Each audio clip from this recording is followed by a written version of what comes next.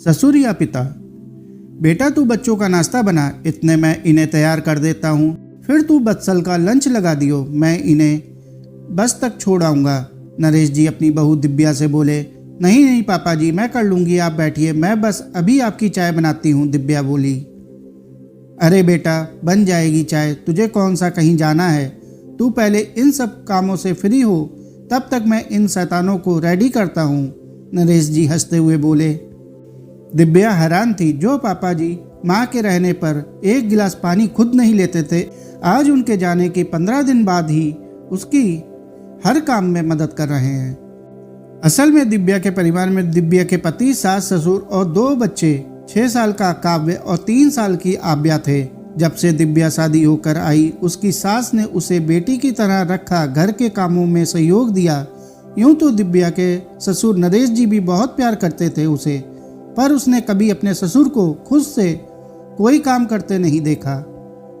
अभी 15 दिन पहले दिव्या की सास का अचानक हृदय गति रुकने से देहांत हो गया था। तब बच्चों की छुट्टियां थी और दिव्या के पति बत्सल ने अवकाश लिया था। आज सभी वापस जा रहे थे, क्योंकि बत्सल का ऑफिस दूर था तो उसे जल्दी निकलना पड़ता था, और नरेश जी रिटायर हो चुके थे तो घर में ही रहते थे। लाओ बेटा बच्चों का दूध दो, नरेश जी बच्चों को तैयार करके बोले। बच्चों का दूध और टिफिन दे दिया। बत्सल का खाना पैक करने लगी, साथ साथ उसका नाश्ता भी तैयार कर रही थी और एक गैस पर चाय चढ़ा दी उसने। लो बत्सल तुम्हारा नाश्ता, पापा जी आपकी चाय। आप नाश्ता तो अभी देर से करोगे, दिव्या बोली। दे ही दो बेटा, तुम्हारा भी काम निपटे, वरना दोबारा रसोई चढ़ानी पड़ेगी, नरेश जी बोले। नरेश जी रोज दिव्या की ऐसे ही मदद करने लगे। दिव्या को कभी कभी बुरा भी लगता, वो मना भी करती, पर वो प्यार से उसे कहते हुए, कोई नहीं बेटा। सुनो आप पापा जी से बात करो ना, कोई बात है जो उन्हें परेशान कर रही है, एक रात दिव्या बत्सल से बोली। क्यों, कुछ हुआ क्या, पापा ने कुछ कहा तुम्हें, बत्सल बोला।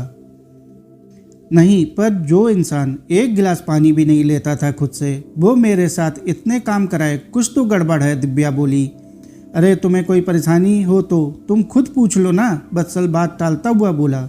बत्सल तो सो गया, पर दिव्या को नींद नहीं आ रही थी। वो उठकर बाहर आई तो देखा पापा के कमरे की लाइट जल रही थी। पापा जी आप सोए नहीं अब तक, तबीयत तो ठीक है आपकी, दिव्या कमरे का दरवाजा खटखटा कर बोली। अरे दिव्या बेटा अंदर आ जाओ, क्या बात है, तुम इस वक्त जाग रही हो, आओ बैठो, नरेश जी बोले। मुझे नींद नहीं आ रही थी तो सोचा थोड़ा टहल लूं, पर आप क्यों जाग रहे हैं, दिव्या बोली।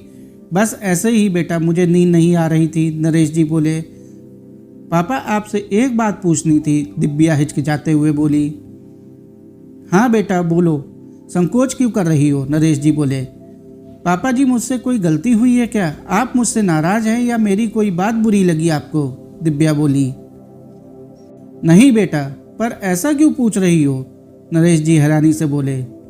पापा जी इतने दिन से देख रही हूँ आप मेरी हर काम में मदद करते हैं, जबकि मम्मी जी के सामने आप एक गिलास पानी भी नहीं लेकर पीते थे, दिव्या सिर नीचे कर बोली।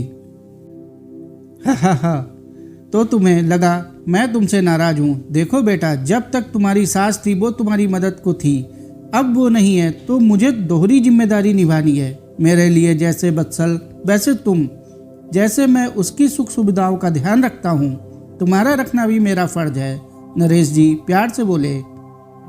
पापा जी, दिव्या आंखों में आंसू भर केवल इतना बोली।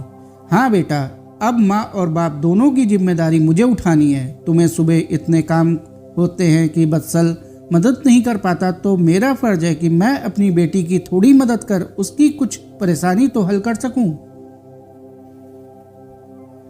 समझी बुद्धू, मैं नाराज नहीं हूं तुमसे, नरेश जी प्यार से दिव्या का सिर पर हाथ रखकर बोले। दिव्या अपने ससुर के गले लग गई। आज उसने अपने ससुर में अपने मातृ पितृ नजर आ रहे थे। सच में पिता पिता ही होता है, फिर चाहे ससुर के रूप में क्यों ना हो।